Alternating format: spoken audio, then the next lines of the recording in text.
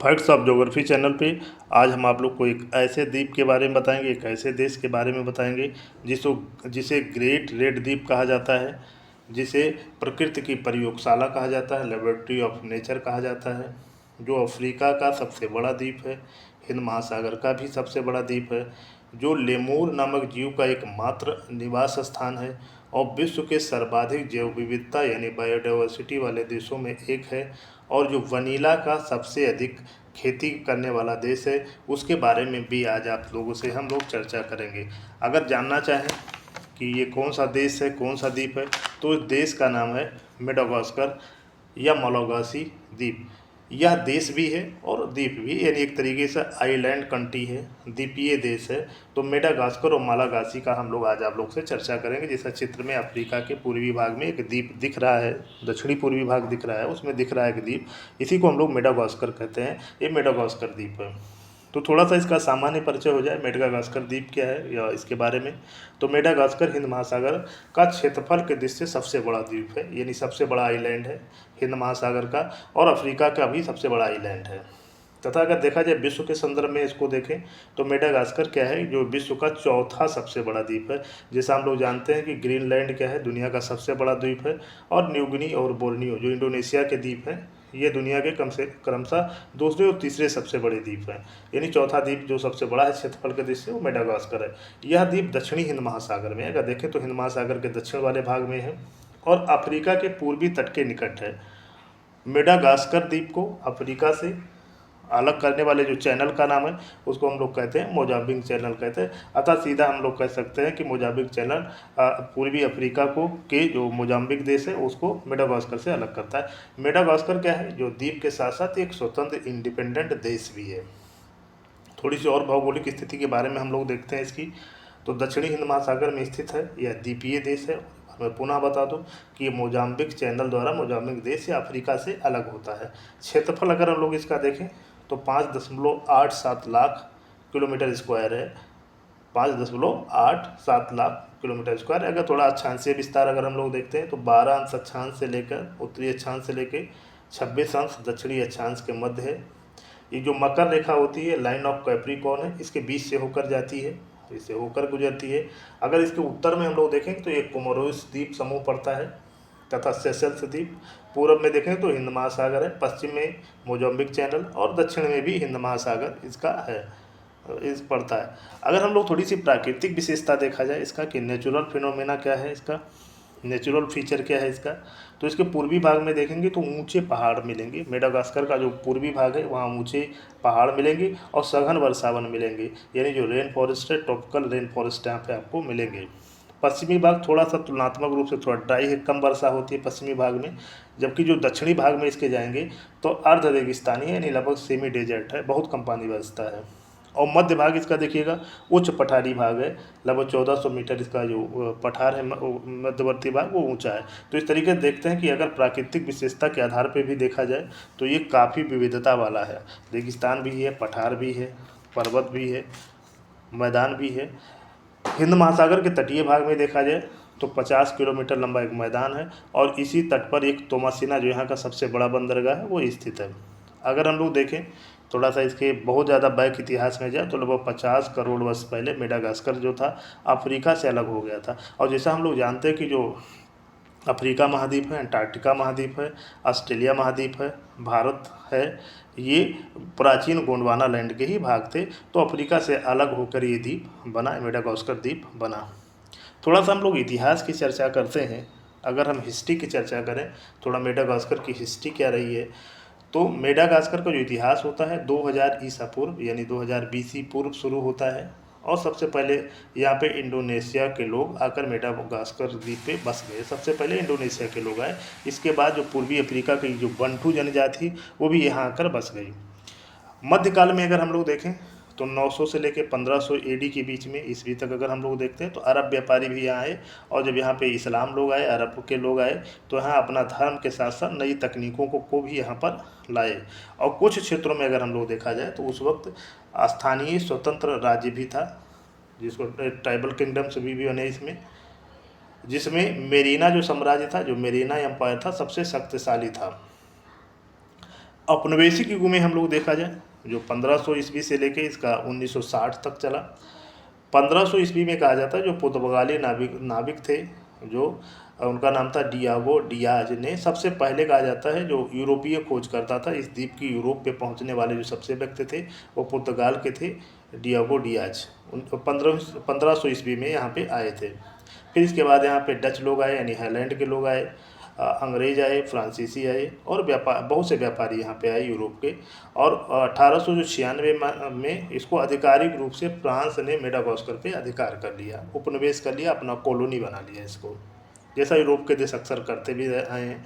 26 जून 1960 को फ्रांस से ये देश क्या हुआ, स्वतंत्र हुआ। स्वतंत्रता के बाद जब इसको फ्रीडम मिल गई तो ये देश मेडागास्कर गणराज्य कहलाया, रिपब्लिक ऑफ मेडागास्कर। वर्तमान में इसका यही नाम है, रिपब्लिक ऑफ मेडागास्कर बना, और एक लोकतांत्रिक देश है।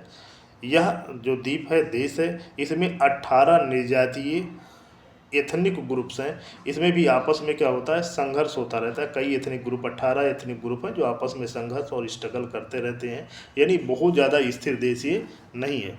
अगर हम जैव विविधता की दृष्टि से देखा जाए, ये बहुत चर्चा में रहता है। बायोडाइवर्सिटी की दृष्टि से देखा जाए मेडागास्कर को, जिसकी चर्चा बहुत ढेर सारी होती है, तो जैव विविधता की दृष्टि से मेडागास्कर बहुत ही समृद्धशाली है, बहुत रिस्ट द्वीप है। मेडागास्कर में को भी इसीलिए क्या कहा जाता है, प्रकृति की प्रयोगशाला कहा जाता है, लेबोरेटरी ऑफ नेचर भी कहा जाता है, तथा इसे अद्वितीय जैव विविधता वाला द्वीप भी कहा जाता है। मिरेकल डाइवर्सिटी आइलैंड के नाम से भी जाना जाता है, मिरेकल डाइवर्सिटी आइलैंड भी इसको कहा जाता है, इतनी ज़्यादा जैव विविधता है। जैव विविधता का थोड़ा सा अगर अर्थ आप लोग जानना चाहें तो जैव विविधता का अर्थ है किसी स्थान पर पाए जाने वाले विभिन्न प्रकार के पौधे, जानवर, जो कीट हैं, इंसेक्ट्स हैं, सूक्ष्म जीव हैं, जो माइक्रो ऑर्गेनिज्म हैं, की संख्या और उसकी विविधता से माना जाता है। यानी सीधा जो अगर सिंपल शब्द में समझिए, वर्ड में समझिए, तो जो विविधता का अर्थ यही होता है कि किसी स्थान पे विभिन्न प्रकार के जीवों और वनस्पतियों की संख्या और उनमें भिन्नता या विविधता को हम लोग बायोडाइवर्सिटी कहते हैं। मेडागास्कर को एक मेगा डाइवर्स देश के अंतर्गत रखा जाता है, बहुत ज़्यादा डाइवर्सिटी है यहाँ पे। यहाँ तक ये माना जाता है कि मेडागास्कर में जो 90% से अधिक प्रजातियाँ स्पीसीज हैं, केवल यहीं पाई जाती हैं, दुनिया पर और कहीं नहीं पाई जाती। 90% जो प्रजातियां हैं जीवों की और वनस्पतियों की, वेजिटेशन की, वो यहीं पाई जाती हैं। अब अगर हम लोग कुछ देखा जाए कि यहाँ की जो प्रमुख, हम लोग कहें वनस्पतियों की चर्चा कर लिया जाए कि यहाँ की प्रमुख वनस्पतियाँ कौन सी हैं, यानी यहाँ के जो प्रमुख फ्लोरा कौन से हैं, तो जो हम आपको बताएं कि एक बाओबाब पेड़ होता है, इसको बाओबाब ट्रीज कहा जाता है। ये अपने ट्रंक के अंदर, अपने तने के अंदर लगभग 1 लाख लीटर पानी रख सकता है, और इसके पानी का क्या करते हैं लोग, यूज करते हैं, पीने में भी यूज करते हैं, इसीलिए इसको ट्री ऑफ लाइफ कहा जाता है। और इसका जो जीवन काल भी बहुत लंबा होता है, 1000 से लेके 3000 साल तक का होता है।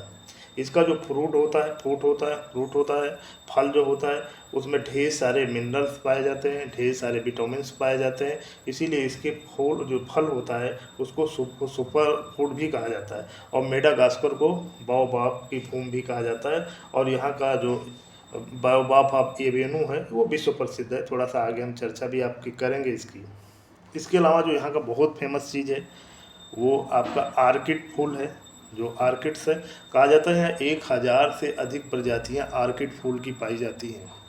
आर्किड जो फूल होते हैं बहुत ही सुंदर और रंग बिरंगे होते हैं, कई मल्टी कलर्स के होते हैं, और इनका जो हम लोग ये जो बहुत ज़्यादा अपने लिए फेमस हैं, ये अपने परागण यानी जो पोलिनेशन की क्रिया होती है उसके लिए बहुत विश्व प्रसिद्ध है। और इनका जो उपयोग हम लोग करते हैं मुख्य रूप से आर्किड फूल का सजावट के साथ साथ हम लोग इसमें इत्र और परफ्यूम, दवा आदि बनाने में भी इसका उपयोग होता है आर्किड फूल का। इसके अलावा एक बहुत यहाँ का जो फेमस है राष्ट्रीय ट्री भी है, उसको लोग कहते हैं ट्रेवलर्स पेड़ भी कहा जाता है, ट्रेवलर्स ट्री कहा जाता है। इसे यात्रियों का पेड़ कहा जाता है क्योंकि इसकी पत्तियों में पानी बहुत ढेर सारा जमा होता है, जो यात्रियों की प्यास बुझाने में यानी पानी पीने में भी उसका यूज करते हैं, मदद करता है। और ये मेडागास्कर का, जैसे हम आपको बताएं कि राष्ट्रीय वृक्ष भी है जो ट्रेवलर्स ट्री है। तो इस तरीके से हम लोग देखते हैं। अगर अन्य चीज़ों में देखा जाए तो यहाँ पे एबोनी है जिसको आबनूस का वृक्ष कहा जाता है, ये भी बहुत भारी मात्रा में पाया जाता है। जो इसकी लकड़ी होती है बहुत कठोर होती है, काली होती है, भारी होती है, काफ़ी महंगी होती है इसकी लकड़ी। और इसका उपयोग मुख्य रूप से वाद्य यंत्र बनाने में यानी म्यूजिकल इंस्ट्रूमेंट बनाने में, महंगे फर्नीचर बनाने में, सजावटी वस्तुओं में इसका उपयोग मुख्य रूप से होता है। इसके अलावा हम देखें तो यहाँ पे रोजवुड और पांडनस जैसे पेड़ भी पाए जाते हैं। इसके अलावा बहुत से प्रजातियाँ यहाँ पाई जाती हैं। 90% से, एक बार मैं पुनः बताऊँ, 90% से अधिक वनस्पतियाँ यानी वेजिटेशन और जंतु केवल इसी द्वीप पर पाए जाते हैं। इसी से अंदाज़ा लगता है कि कितना जैव विविधता वाला देश है। अगर देखा जाए यहाँ के थोड़ा सा धर्म के बारे में अगर हम लोग देखते हैं तो यहाँ पे जो ईसाई धर्म है यानी जो रिलीजन ईसाई क्रिश्चियन रिलीजन है वो लगभग 40 से 45%, जो इस्लाम है लगभग 7 से 10%, और एक परंपरागत जो जनजातीय धर्म है एथनिक जो यहाँ का ट्राइबल जो यहाँ का रिलीजन है वो लगभग 50% लोग बोलते हैं। भाषा अगर आप लोग जाते हैं यहाँ भाषा देखते हैं तो यहाँ की जो आधिकारिक भाषा है राष्ट्रीय भाषा है उसको मालागासी भाषा कहा जाता है। लेकिन अगर देखा जाए आधिकारिक जो ऑफिशियल लैंग्वेज है वो फ्रेंच लैंग्वेज, जैसे आप लोग हम लोग जानते भी हैं कि ये फ्रांस का उपनिवेश रहा है, कॉलोनी रहा है, जाहिर सी बात है वही रहेगा। जो जनसंख्या देखा जाए तो इसकी लगभग 2.9 करोड़, लगभग 3 करोड़ के आसपास है, और इसकी जो राजधानी है ये एंटाना नारिबो है। तो ये थोड़ा सा इसका परिचय हो गया। अब हम देखते हैं कि यहाँ के प्रमुख जंतुओं के बारे में अगर हम लोग देखें तो यहाँ पे एक लैमूर जो जीव पाया जाता है, अभी हम आगे चित्र में आपको दिखाएंगे, तो ये केवल मेडागास्कर में ही पाया जाता है। ये केवल मेडागास्कर में लैमूर नामक जो जीव पाया जाता है ये केवल मेडागास्कर में पाया जाता है। और ये क्या है, एक प्रकार का स्तनधारी होता है। लैमूर क्या होता है, एक स्तनधारी होता है, और यह प्राइमेट्स यानी बंदर समूह का ही हिस्सा है। ये बंदरों जैसा होता है लेकिन थोड़ा बंदरों से अलग होता है। और इसकी खास बात क्या होती है, आवाज़ बहुत तेज़ होती है इसकी, जंगलों में रहता है आवाज़ बहुत तेज़ होती है।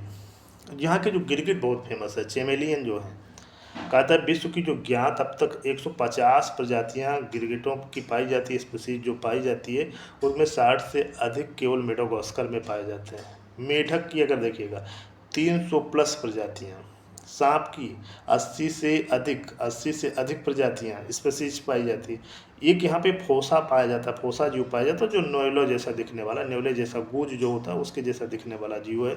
एक यहाँ की गोको मछली है, गेको मछली है, इसके अलावा 100 प्रजातियाँ यहाँ पाई जाती हैं। इसके अलावा अगर आप लोग इसके जलीय भाग में जाओगे, डॉल्फिन, व्हेल, समुद्री घोड़े जिसको सी हार्स कहा जाता है, ये भी आपको ढेर सारे मिलेंगे। अभी आप लोग को जो चित्र दिख रहा है ये लैमूर जीव का ही दिख रहा है, केवल मेडागास्कर में ये जीव पाया जाता है। अगर हम लोग थोड़ा सा अन्य चीज़ों में हम अगर देखें कि यहाँ पे खेती क्या है, कृषि की स्थिति क्या है, तो अगर हम कृषि देखा जाए तो मेडागास्कर एक कृषि प्रधान देश है, जैसे भारत एक कृषि प्रधान देश है। लगभग 70% जो जनसंख्या यहाँ की है वो कृषि कार्यों में लगी हुई है। और यहाँ की जो मिट्टी है एवं जलवायु है वो कृषि के लिए बहुत ही उपयुक्त है। यद्यपि यहाँ की लाल मिट्टी है, और जो जलवायु है यहाँ की बहुत गर्म जलवायु है, वर्षा वाली जलवायु, अधिकांश क्षेत्रों में वर्षा पर्याप्त होती है। तो यहाँ पे क्या होता है, खेती होती है। क्योंकि उष्णकटिबंधीय, मुख्य रूप से उष्णकटिबंधीय जलवायु यहाँ की है, तो यहाँ की जो मुख्य फसल है वो चावल है, जो मुख्य फसल है वनीला है, कॉफ़ी है, लौंग है, कोको है, गन्ना है, केला है, मक्का है। यानी जो यहाँ का जो मुख्य खाने वाली फसल है वो तो चावल है, और जो कहा जाता है मुख्य जो व्यापारिक फसल है वो यहाँ की वनीला है। थोड़ी सी चर्चा हम आप लोग को वनीला के बारे में ज़रूर करेंगे। जो वनीला वनीला कहा जाता है कि एक प्रकार का क्या होता है, बेल होता है, लता होता है, स्काइपर्स होता है, यानी पेड़ों पे चढ़ जाते हैं, लताएं होती हैं। इसका जो फल होता है बहुत लंबा और पतला होता है, जिसे हम लोग वनीला बीन्स भी कहते हैं। यह एक प्रकार का सुगंधित मसाला है जो मुख्यतः किसमें उपयोग हम लोग करते हैं वनीला का, मिठाइयों में, चॉकलेट में, आइसक्रीम में, इत्र यानी परफ्यूम में, और क्रीम में यूज करते हैं, लोशन में यूज करते हैं इसका उपयोग। और किस लिए करते हैं, खाने की चीज़ों में इसका टेस्ट बढ़ाने के लिए, खुशबू बढ़ाने के लिए इसका उपयोग हम लोग करते हैं, किया जाता है। यह एक तरीके का क्या होता है, उष्णकटिबंधीय पौधा होता है। जो वनीला होता है उष्णकटिबंधीय पौधा होता है, ट्रॉपिकल प्लांट है। और कहा जाता है कि 70 से 80% जो वनीला की खेती होती है मेडागास्कर में ही होती है। वनीला को देखिए, ध्यान दीजिएगा इसको, कि जो वनीला होता है इसको केसर जो सैफ्रॉन होता है उसके बाद दुनिया का दूसरा सबसे महंगा मसाला स्पाइस माना जाता है। केसर के बाद दुनिया का सबसे महंगा मसाला वनीला होता है। और जैसा हमने आपको बताया कि मुख्य उपयोग इसका मिठाइयों में, चॉकलेट में, आइसक्रीम में, परफ्यूम में, क्रीम में, लोशन में, इसमें इसके स्वाद को और टेस्ट को बढ़ाने के लिए इसका उपयोग हम लोग करते हैं वनीला का। इस तरीके से और अगर हम लोग कुछ इसके मुख्य भागों में बातों को हम लोग देखें तो मेडागास्कर की जो संस्कृति है, कल्चर है, ये अफ्रीका और इंडोनेशिया के प्रभावों का मिश्रण है। जैसा हम लोग जानते हैं कि पहले इंडोनेशिया के लोग आए, फिर अफ्रीका के बंटू लोग आए, फिर इसके अलावा अन्य भी लोग आए, लेकिन मुख्य प्रभाव इसका अफ्रीका और इंडोनेशिया के लोगों का इस पर ज़्यादा रहा। कहा जाता है ये एक मेगा डाइवर्स देश है, बहुत ज़्यादा डाइवर्सिटी यहाँ पे है। मेडागास्कर को अक्सर हम लोग क्या कह देते हैं, ग्रेट रेड द्वीप कहा जाता है। इसका कारण क्या है, क्योंकि इसकी जो मिट्टी का रंग है वो लाल है। भारत के संदर्भ में अगर देखा जाए तो मेडागास्कर में भारत के मूल के लगभग 20,000 लोग रहते हैं। अगर यहाँ की जनसंख्या के बारे में और चर्चा करें तो लगभग 68% जनसंख्या यहाँ की गरीब है, यानी एक गरीब देश ये है। अब अगर हम लोग देखा जाए कि मेडागास्कर का प्रमुख त्यौहार क्या है, तो एक यहाँ का जो त्यौहार है फमादिहाना। इसके अलावा जो सबसे प्रमुख त्यौहार यही है, फमादिहाना स्थानीय त्यौहार है। इसके अलावा ये लोग क्रिसमस और ईस्टर का त्यौहार भी मनाते हैं। अगर हम लोग मेडागास्कर जाते हैं तो यहाँ का जो प्रमुख पर्यटक स्थल है वो अंदासिबो मांतादिया है, नेशनल पार्क है, जहाँ लैमूर के अलावा अन्य जीव भी पाए जाते हैं। और इसके अलावा आप जा सकते हैं बाओबाब येबेनू जा सकते हैं। यह बायोबाब पेड़ों का एक कतार होता है जो सूर्यास्त के बाद बहुत ही सुंदर दिखता है। एक होता है सिंगीडी बेमराहा, आप जा सकते हैं सिंगीडी बेमराहा। यह चूना पत्थर से बनी संरचना है जो यूनेस्को के विश्व धरोहर में भी शामिल इसको किया गया है। इसके अलावा आप लोग जा सकते हैं इल सेंट मैरी।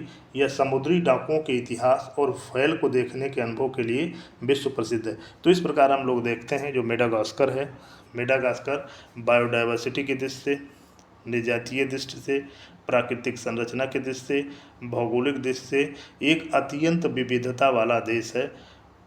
तो हम आशा करते हैं कि जो आप लोग को जानकारी इस संदर्भ में दी गई वो अच्छी लगी होगी।